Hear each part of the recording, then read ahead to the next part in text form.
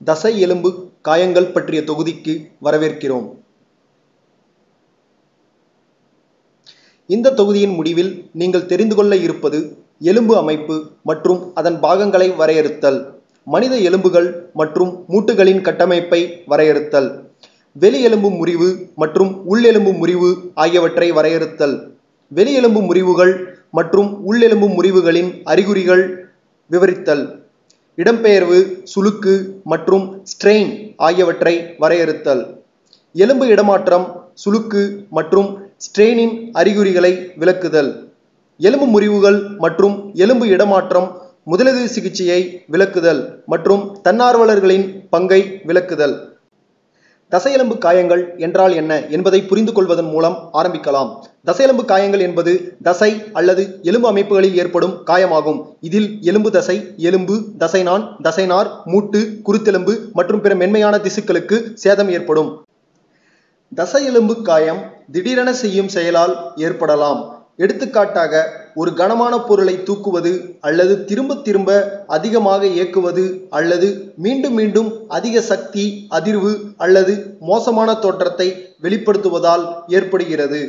சாலை விபத்து அல்லது வீழ்ச்சி போன்ற கடுமையான அதிர்ச்சிகரமான நிகழ்வுகளால் தசையெலும்பு அமைப்பில் ஏற்படும் காயம் மற்றும் வலி ஆகியவை தசையெலும்பு காயங்களின் ஒரு பகுதியாக கருதப்படுகிறது.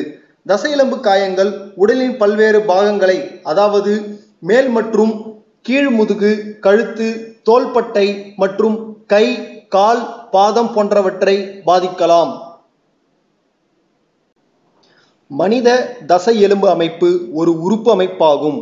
இது அசைவியக்க அமைப்பு என்றும் முன்பு செயல்பாட்டு அமைப்பு என்றும் அழைக்கப்பட்டது.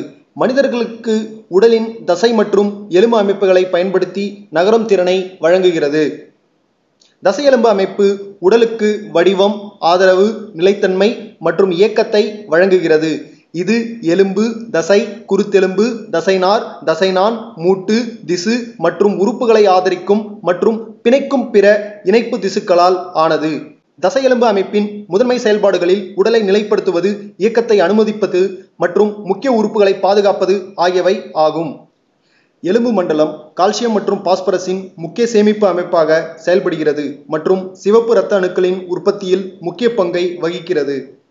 தசைநான் மற்றும் தசைநார் போன்ற இணைப்பு திசு வழியாக எலும்பு மற்ற எலும்புகளுடன் மேலும் தசைநார்களுடன் எவ்வாறு இணைக்கப்படுகின்றன என்பதை இந்த அமைப்பு விவரிக்கிறது.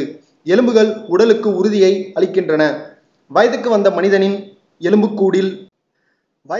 மனிதனின் உடலில் 206 எலும்புகள் உள்ளன. இது பிறக்கும் பொழுது 300 எலும்புகளால் ஆனது. சில எலும்புகள் ஒன்றாக இணைந்து பிறகு முதிர் வயதில் 206 எலும்புகளாக குறைகிறது. இதில் ஆக்சில் எலும்புக்கூட்டில் 80 எலும்புகளை கொண்டுள்ளது, அதாவது மண்டை ஓட்டில் 28 மற்றும் உடற்பகுதியில் 52 எலும்புகள் ஆகும். மேலும் அப்பெண்டிகுலர் எலும்புக்கூட்டில் 126 எலும்புகள் உள்ளன, அதாவது 2 கைகளிலும் 64 மற்றும் 2 கால்களில் 62 எலும்புகள் உள்ளன. எலும்பில் ஆக்சிஃபிகேஷன் என்பது எலும்பு உருவாக்கம் ஆகும். இந்த செயல்முறை கருவளர்ச்சியின் 6வது மற்றும் 7வது வாரங்களுக்கு இடையில் தொடங்கி 25 வயது வரை தொடரும். அவற்றை பற்றி மேலும் அறிய ஒவ்வொரு எலும்புக்கூட்டின் மீதும் கிளிக் செய்யவும். ஆக்சில் எலும்புக்கூடு 80 எலும்புகளை கொண்டுள்ளது. இதில் மண்டை ஓடு, விலா எலும்பு மற்றும் முதுகெலும்பு ஆகும்.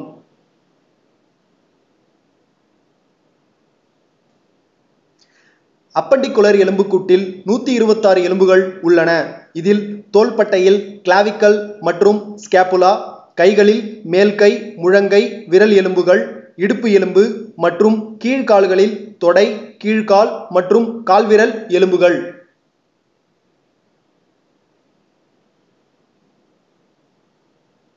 இப்பொழுது நீங்கள் மனித எலும்பு அமைப்பு மற்றும் மூட்டுகளை பற்றி நன்றாக புரிந்து கொண்டுள்ளீர்கள். எலும்பு மண்டலத்தின் செயல்பாடுகளை தெரிந்து கொள்ளலாம். எலும்பு அமைப்பானது உடலுக்கு ஆதரவை வழங்குகிறது, தாதுக்கள் மற்றும் கொழுப்பை சேமிக்கிறது, இரத்த அணுக்களை உற்பத்தி செய்கிறது, உடல் உறுப்புகளை பாதுகாக்கிறது மற்றும் நிலைத்தன்மை மற்றும் இயக்கத்தை வழங்குகிறது.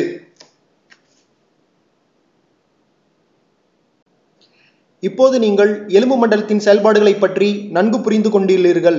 தசையெலும்பு காயத்தின் அறிகுறிகளை இப்பொழுது பார்க்கலாம். தசையெலும்பு காயங்கள் தசை அல்லது எலும்பு அமைப்புகளுக்கு சேதம் விளைவிக்கும். இது பொதுவாக கடுமையாக அல்லது மீண்டும் மீண்டும் செயல்படுவதால் ஏற்படும். அவை மிகவும் பொதுவான வேலை தொடர்பான காயங்களில் ஒன்றாகும். இவை அதிர்ச்சியினாலும் ஏற்படலாம். தசையெலும்பு காயத்தின் அறிகுறிகள் பின்வருமாறு: கை, தோள்பட்டை, கழுத்து, முதுகு, கால் அல்லது பாதங்களில் வலி, பாதிக்கப்பட்ட பகுதிகளில் வீக்கம், உணர்வின்மை, கூச்ச உணர்வு மற்றும் கனமான உணர்வு அல்லது சோர்வு ஆகியவை அடங்கும். ஒன்றுக்கு மேற்பட்ட காயங்கள் காரணமாக பல அறிகுறிகளை அனுபவிக்கலாம்.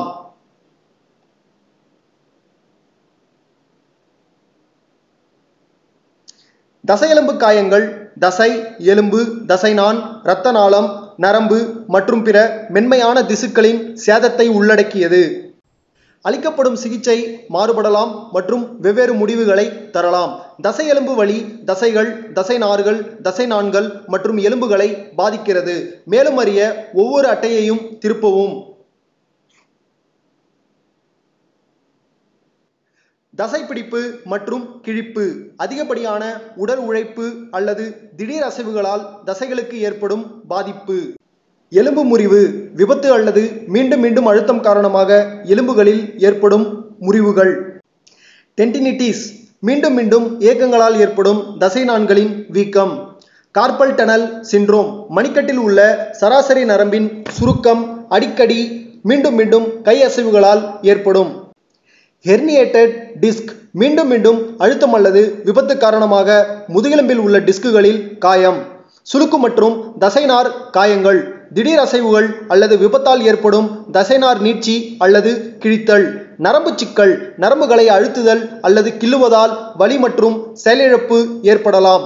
மென்மையான திசு காயங்கள் விபத்து அல்லது மீண்டும் மீண்டும் ஏற்படும் ஸ்ட்ரெயின்ஸ் காரணமாக இரத்த நாளம், நரம்பு மற்றும் பிற மென்மையான திசுக்களுக்கு சேதம் ஏற்படலாம்.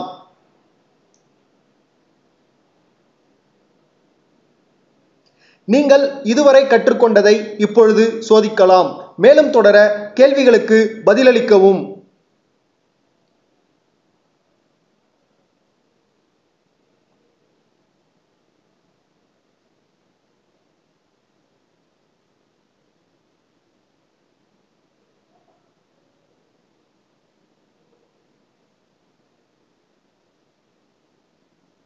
எலும்பு முறிவுகள் பற்றி கேள்விப்பட்டு இருக்கிறீர்களா? எலும்பு முறிவு, அதன் அறிகுறிகள் மற்றும் எலும்பு முறிவுகளின் வகைகளை பற்றி தெரிந்து கொள்ளலாம். எலும்பு முறிவு என்பது எலும்பில் ஏற்படும் முறிவு ஆகும். எலும்பு முறிவு பொதுவாக சாலை விபத்து, விழுதல் மற்றும் விளையாட்டு காயங்கள் காரணமாக ஏற்படுகின்றன. மேலும் எலும்படர்த்தி குறைவு மற்றும் ஆஸ்டியோபோரோசிஸ் போன்றவை எலும்புகளை வலுவிழக்க செய்யும். அதிகப்படியான பயன்பாடு மற்றும் அழுத்தம் முறிவுகளை ஏற்படுத்தும். மேலும் இது எலும்பில் சிறிய விரிசல்களை உண்டாக்கும். எலும்பு முறிவின் வகைகள் மற்றும் அறிகுறிகளை பற்றி மேலும் அறிய அந்தந்த படங்களில் கிளிக் செய்யவும்.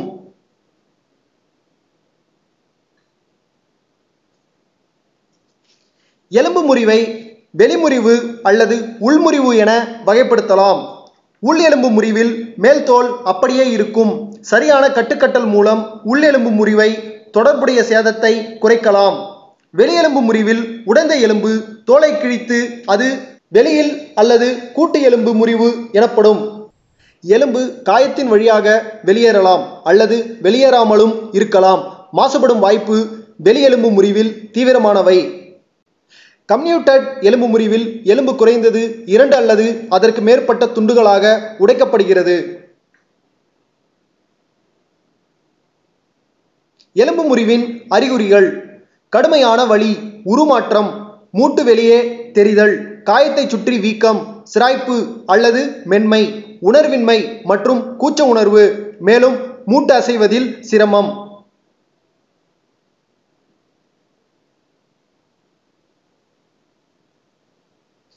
இடம்பெயர்வு, சுளுக்கு, ஸ்ட்ரெயின் மற்றும் தசைப்பிடிப்பு பற்றி உங்களுக்கு தெரியுமா? இடம்பெயர்வு, சுளுக்கு, ஸ்ட்ரெயின் மற்றும் தசைப்பிடிப்பு ஆகிய சொற்களின் மூலம் நாம் தெரிந்து கொள்ளலாம். மேலும் அறிய ஒவ்வொரு படத்தையும் முக்கோணத்தில் இழுத்துவிடவும். ஒரு எலும்பு இடம்பெயர்ச்சி என்பது மூட்டில் இருந்து 2 எலும்புகளை பிரிப்பதாகும். அதாவது இடப்பெயர்ச்சி மூட்டு என்பது எலும்புகள் இயல்பான நிலையில் இல்லாத ஒரு மூட்டு ஆகும்.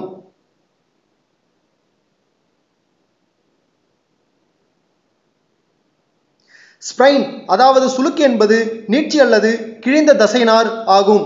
தசைநார்கள் ஒரு மூட்டில் எலும்புகளை இணைக்கும் திசுக்கள் ஆகும்.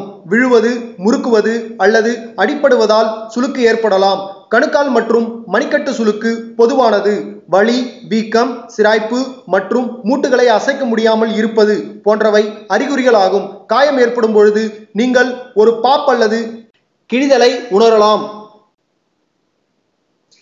ஸ்ட்ரெயின் என்பது நீட்சி அல்லது கிழிந்த தசை அல்லது தசைநார் ஆகும்.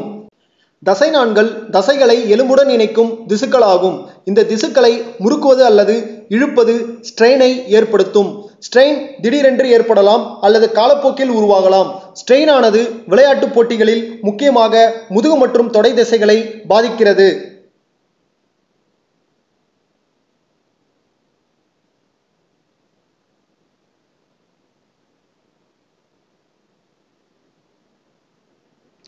தசைப்பிடிப்பு என்பது ஒன்று அல்லது அதற்கு மேற்பட்ட தசைகள் திடீரென எதிர்பாராத விதமாக இறுக்கமடைவது ஆகும்.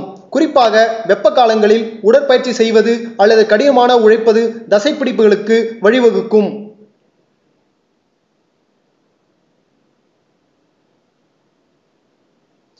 எலும்பு இடம்பெயர்வு, சுளுக்கு மற்றும் ஸ்ட்ரெயின் என்றால் என்ன என்பதை பற்றி நாம் நன்கு புரிந்து கொண்டோம். அவற்றின் அறிகுறிகளை பற்றி தெரிந்து கொள்ளலாம். அறிகுறிகளை பற்றி மேலும் அறிய அவற்றை டிராப் பாக்ஸில் இழுக்கவும். எலும்பு இடப்பெயர்ச்சிக்கான அறிகுறிகள். மூட்டு அல்லது அதற்கு அப்பால் உணர்வின்மை அல்லது கூச்ச உணர்வு. குறிப்பாக நீங்கள் மூட்டுகளை பயன்படுத்த முயற்சித்தாலோ அல்லது அதன் மீது அழுத்தம் கொடுத்தாலோ அதிக வலி ஏற்படும். குறைக்கப்பட்ட இயக்கம், வீக்கம் அல்லது காயம், மேலும் தெரியும்படியான உருவ மாற்றம், நிறமாற்றம் ஆகியவை ஆகும்.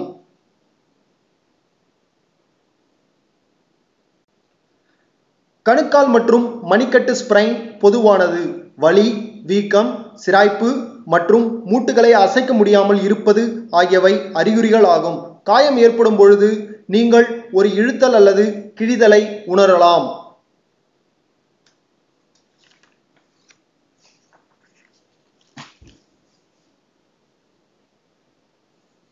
வலி மற்றும் மென்மையாதல். பாதிக்கப்பட்ட பகுதியில் சிவத்தல் அல்லது சிராய்ப்பு ஏற்படுவது, குறைந்த அளவிலான இயக்கம், தசைப்பிடிப்பு, வீக்கம் மற்றும் தசை பலவீனம் போன்றவை ஸ்ட்ரெயினின் அறிகுறிகளாக இருக்கலாம்.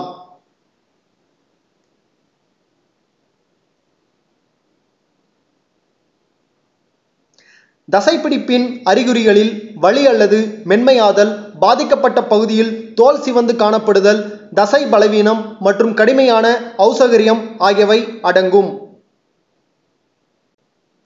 சிகிச்சை. தசைப்பிடிப்பை மெதுவாக நீட்டுவதன் மூலமும் நிறைய திரவங்களை குடிப்பதன் மூலமும் சிகிச்சை அளிக்கலாம்.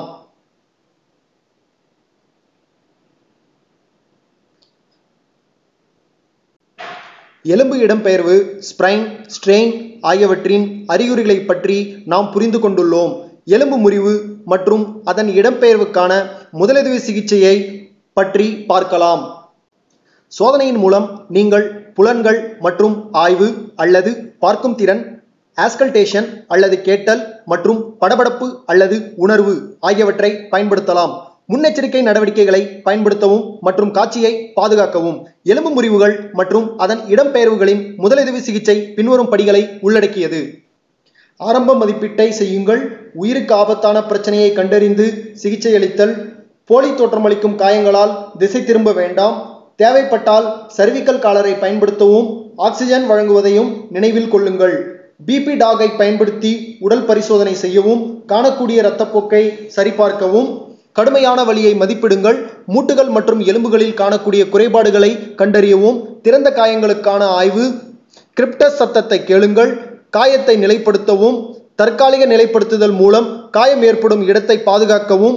அசைவியின்மையை நிலைப்படுத்துவதல் வரை பராமரிக்கவும். காயத்தை சரிபாருங்கள். வீக்கம் ஏற்படும் முன் ஆடை நகைகளை அகற்றவும், வெளிக்காயங்களுக்கு சிகிச்சை மற்றும் இரத்தப்போக்கு கட்டுப்படுத்த காயங்களை சுத்தமான துணியால் மூடவும், உடைந்த எலும்பு முனைகளில் நேரடி அழுத்தத்தை பயன்படுத்துவதை தவிர்க்கவும், எலும்பு முனைகள் காயத்தில் தெரிந்தால் இரத்தப்போக்கை குறைக்க தேவையான அழுத்த புள்ளிகளை பயன்படுத்தவும் கவனமாக இருங்கள். கட்டுக்கட்டும் பொருட்களை தயார் செய்யவும், பாதிக்கப்பட்டவருக்கு கட்டுக்கட்டுவதை கவனமாக செய்யுங்கள். ஸ்பிளிண்டிங்கை சரியான இடத்தில் வைக்கவும், ஸ்பிளிண்டிங் செய்யும் பொழுது தற்காலிக உறுதிப்படுத்துதலை பராமரிக்கவும், அருகில் உள்ள மூட்டுகள் மற்றும் காயம் ஏற்பட்ட இடத்தை பாதுகாக்கவும், இரத்த சுழற்சி சமரசம் செய்யப்படவில்லை என்பதை உறுதிப்படுத்தவும். ஸ்பிளிண்டிங்க்கு பிறகு நாடி துடிப்பு, இயக்கம் மற்றும் உணர்வை மறுபரிசீலனை செய்யுங்கள். வலி மற்றும் வீக்கத்தை குறைக்க ஐஸ் ஒத்தடம் கொடுக்கலாம். அதிர்ச்சிக்கு சிகிச்சை அளிக்கவும், பாதிக்கப்பட்டவரின் நிலையை கண்காணித்து தகுந்த சிகிச்சை அளிக்கவும். குறிப்பிட்ட காயங்களுக்கு முதலுதவி சிகிச்சை மற்றும் ஸ்பிளிண்டிங் பயன்பாடு ஆகியவை. ஸ்பிளிண்டிங் கட்டுக்கு முன்னும் பின்பும் நாம் எப்பொழுதும் நாடி துடிப்பு, இயக்கம் மற்றும் உணர்வு மறுபரிசீலனை செய்ய வேண்டும். ஸ்பிளிண்டிங் 2 வழிகளில் மேற்கொள்ளப்படுகிறது. ஸ்பிளிண்டிங் 2 வழிகளில் மேற்கொள்ளப்படுகிறது. கைகளில் கட்டப்படும் ஸ்பிளிண்டிங், கால்களில் கட்டப்படும் ஸ்பிளிண்டிங். அவற்றை பற்றி தெரிந்து கொள்வோம்.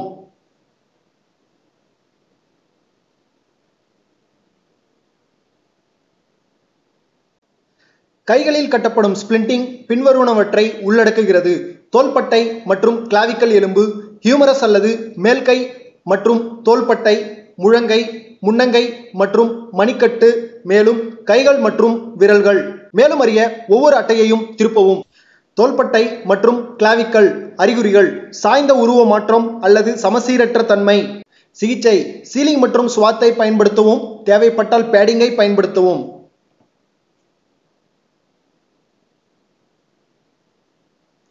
ஹியூமரஸ் அல்லது மேல்கை மற்றும் தோள்பட்டை அறிகுறிகள்: வலி, வீக்கம் மற்றும் உருவ மாற்றம்.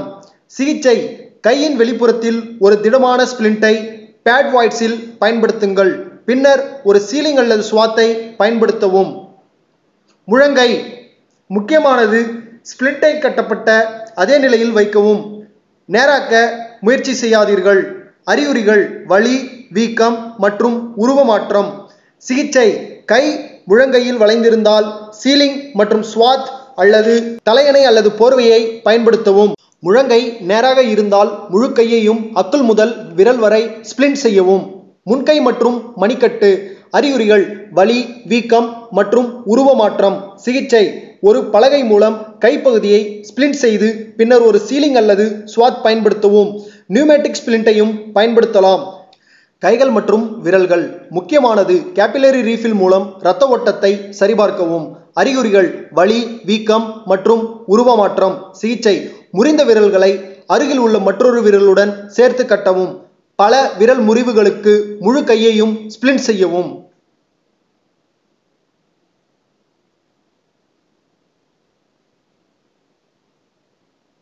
அதிக இரத்த இழப்பு ஏற்படுவதால் இடுப்பு காயங்கள் உயிருக்கு ஆபத்தானவை. இடுப்பு காயம் ஏற்பட்டால் சந்தேகத்திற்கிடமான அதிர்ச்சி ஏற்படலாம். இடுப்பை காயப்படுத்தும் அளவுக்கு வலிமையான எந்த சக்தியையும் முதுகுத்தண்டை காயப்படுத்தும். இடுப்பு காயத்தின் அறிகுறிகள்: வலி, குறிப்பாக இலியாக் கிரஸ்ட் அல்லது இடுப்பு எலும்புகளுக்கு அழுத்தம் கொடுக்கும் பொழுது அதிக வலி ஏற்படும். முதுகு பக்கமாக படுத்துக்கொண்டு கால்களை தூக்க இயலாமை. இடுப்பு காயத்திற்கான முதலுதவி சிகிச்சை: நோயாளியின் இயக்கத்தை குறைத்தல். நோயாளியை திருப்பவோ அல்லது காயம்பட்ட இடுப்புடன் தூக்கவோ வேண்டாம். ஒரு போர்வையை மடித்து நோயாளியின் கால்களுக்கு இடையில் இடுப்பு முதல் பாதம் வரை வைத்து கிராவட்ஸ் பயன்படுத்தி, அதாவது 2 மேல்கால்களில் 2 கீழ்கால்களில் கட்டவும். நோயாளியை ஒரு ஸ்ட்ரெச்சரில் வைக்கவும். அதிர்ச்சிக்கு சிகிச்சை அளிக்கவும். இடுப்பு காயங்கள்: இடுப்பு எலும்பு முறிவு அல்லது எலும்பு இடமாற்றம் ஆகியவற்றில் இருந்து தொடை எலும்பு முறிவை வேறுபடுத்துவது கடினம். உயிருக்கு ஆபத்தான காயமாக இடுப்பு காயத்தை மதிப்பிடுங்கள். இடுப்பு காயத்தின் அறிகுறிகள்: வலி, வீக்கம் மற்றும் நிறமாற்றம். கால்களை அசைக்க இயலாமை. சாத்தியமான கால் திருப்பம் வெளிப்புறமாக அல்லது உள்புறமாக இருக்கலாம். இடுப்பு காயங்களுக்கு முதலுதவி சிகிச்சை: நோயாளியின் கால்களுக்கு இடையில் போர்வையை மடித்து கால்களை ஒன்றாக இணைக்கவும். தலையணைகளை இடுப்பிற்கு சப்போர்ட் கொடுக்கவும். ஒரு நீளமான ஸ்ட்ரெச்சரில் நோயாளியை ஸ்டேபிள் செய்யவும் அல்லது தொடையின் வெளிப்புறத்தில் ஸ்பிளிண்டை பயன்படுத்தவும். காலில் இருந்து அக்குள் வரை உள்தொடையின் இடுப்பு முதல் கால் வரை பகுதியில் பேடிங் வைக்கவும். கிராவட்ஸ் மூலம் கட்டவும். தொடையெலும்பு காயங்கள். தொடையெலும்பு முறிவு மூலம் மிக அதிகமான உள் இரத்தப்போக்கு ஏற்படலாம். இது அதிர்ச்சிக்கு வழிவகுக்கும். உயிருக்கு ஆபத்தான நிலைக்கு முதலில் சிகிச்சை அளிக்கவும்.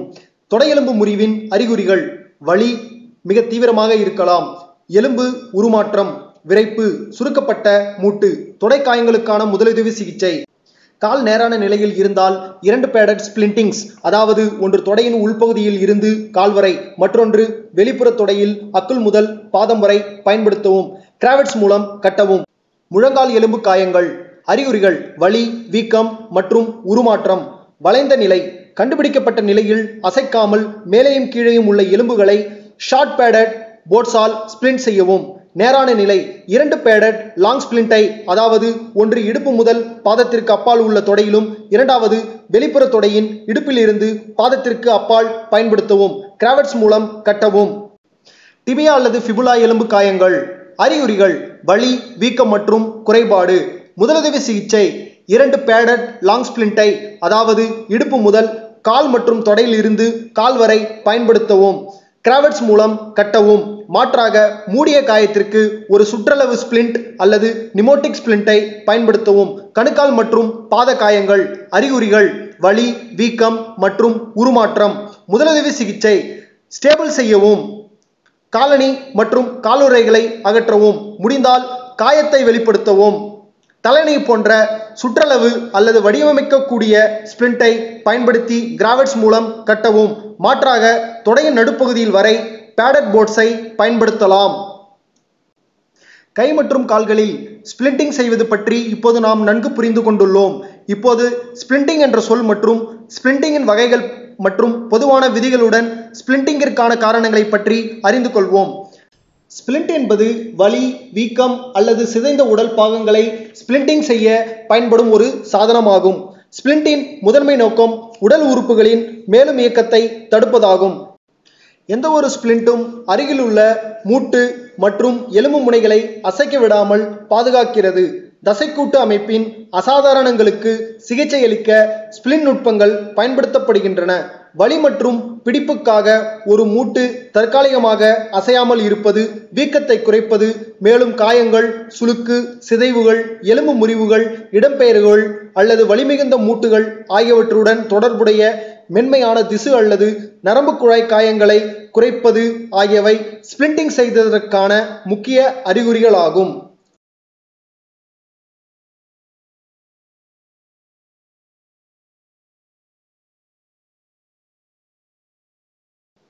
ஸ்பிளிண்டிங் செய்வதற்கான காரணங்களை இப்பொழுது ஆராய்வோம். ஸ்பிளிண்டிங் செய்வதற்கான காரணங்கள் பின்வருமாறு: எலும்பு பகுதி அல்லது இடம்பெயர்ச்சி மூட்டுகளின் இயக்கத்தை தடுக்க, வலி மற்றும் வேதனையை குறைக்க, மென்மையான திசுக்களுக்கு ஏற்படும் சேதத்தை குறைக்க, எடுத்துக்காட்டாக நரம்புகள், தமனிகள், இரத்த குழாய்கள் மற்றும் தசைகள். உள் எலும்பு முறிவு வெளி எலும்பு முறிவாக மாறுவதை தடுக்க, இரத்த இழப்பு அல்லது அதிர்ச்சியை குறைக்க. 5 அடிப்படை வகையான ஸ்பிளின்ட்கள் உள்ளன: rigid splint, conforming splint, traction splint, sling and swathe, improvised splint. மேலும் அறிய ஒவ்வொரு ஸ்பிளிண்ட் வகையையும் கிளிக் செய்யவும். ரிஜிட் ஸ்பிளிண்ட்: இது கை கால்கள் உடல் கூறியல் நிலையில் இருக்க உதவுகிறது. நீண்ட எலும்பு காயங்களுக்கு ஏற்றது, உதாரணமாக அட்டை மற்றும் மரம் போன்றவை. டிராக்ஷன் ஸ்பிளிண்ட் குறிப்பாக தொடையெலும்பு முறிவுகளுக்கு பயன்படுத்தப்படுகிறது.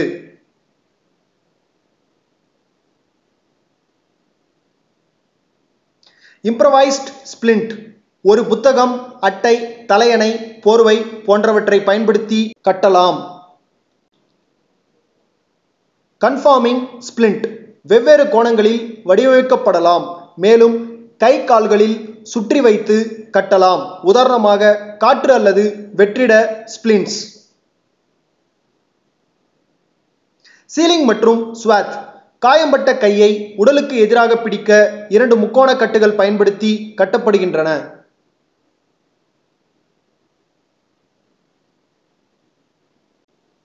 ஸ்பிளிண்டிங் முறைக்கு மட்டுமல்லாமல் அனைத்து வகையான அசையாமைக்கும் பொதுவான விதிகள் பின்வருமாறு: எப்பொழுதும் உங்கள் திட்டத்தை நோயாளியிடம் தெரிவிக்கவும்.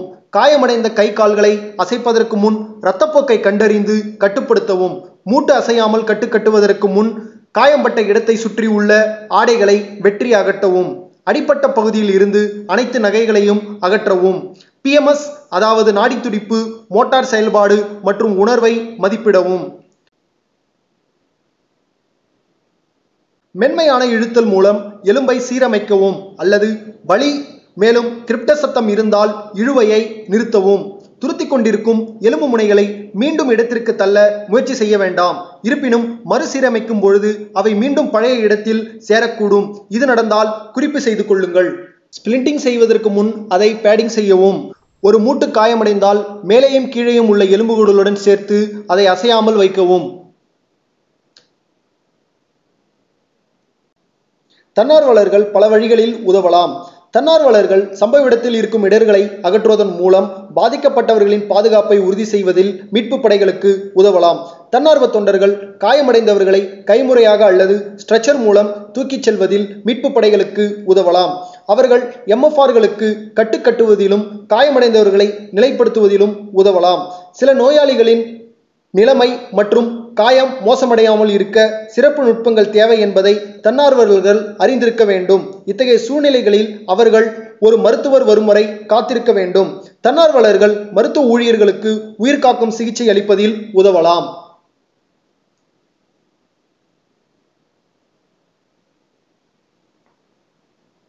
இத்துடன் இந்த தொகுதியின் முடிவுக்கு வந்துள்ளோம். தொகுதியில் விவாதிக்கப்பட்ட முக்கிய விஷயங்களை நினைவு கூறுவோம். தசை எலும்பு காயம் மூட்டு, தசை, எலும்பு மற்றும் துணை அமைப்புகளை உள்ளடக்கிய உடலின் இயக்க அமைப்பை பாதிக்கிறது. மனித தசை எலும்பு அமைப்பு தசை மற்றும் எலும்புகள் வழியாக இயக்கத்தை செயல்படுத்துகிறது. அதே நேரத்தில் கால்சியம் போன்ற தாதுக்களை சேமிக்கும் அமைப்பாகவும் செயல்படுகிறது. இந்த அமைப்பு தசை நான் மற்றும் தசை நார் போன்ற இணைப்பு திசுக்களால் ஒன்றோடொன்று இணைக்கப்பட்டுள்ளது. இது உடலுக்கு நிலைத்தன்மையை வழங்குகிறது. வயது வந்த மனிதனின் உடலில் 206 எலும்புகள் உள்ளன. இது பிறக்கும் பொழுது ஆரம்ப நிலையில் 300 எலும்புகளில் இருந்து உருவாகிறது. தசை எலும்பு காயங்கள் கடுமையான செயல்பாடு, மீண்டும் மீண்டும் இயக்குதல் அல்லது அதிர்ச்சிகரமான நிகழ்வு பொதுவாக வேலை தொடர்பான பிரச்சனைகள் ஆகும். அடிக்கடி விபத்துகள் மற்றும் வீழ்ச்சியால் ஏற்படும் எலும்பு முறிவுகள் எலும்புகளை வலுவிழக்கச் செய்து அதிகப்படியான பயன்பாட்டினால் ஏற்படும் அழுத்த முறிவுகளுக்கு வழிவகுக்கும். எலும்பு முறிவுகள் மற்றும் இடமாற்றம் ஏற்பட்டால் முதலுதவி சிகிச்சையானது காயம்பட்ட உடல் பாகங்களை அசையாமல் மற்றும் ஆதரிப்பதற்கான பரிசோதனை, உறுதிப்படுத்துதல் மற்றும் ஸ்பிளிண்டிங் ஆகியவற்றை உள்ளடக்கியது. இப்பொழுது தலைப்பை பற்றிய உங்கள் புரிதலை சரிபார்க்க வேண்டிய நேரம் இது. இது ஒரு மதிப்பீட்டு பயிற்சி. அனைத்து கேள்விகளும் சமமான மதிப்பெண் கொண்டவை. தேர்வில் தேர்ச்சி பெற குறைந்தபட்சம் 60% மதிப்பெண் பெற்றிருக்க வேண்டும். கேள்விகளை கவனமாக படித்து பொருத்தமான விருப்பங்களை தேர்ந்தெடுக்கவும்.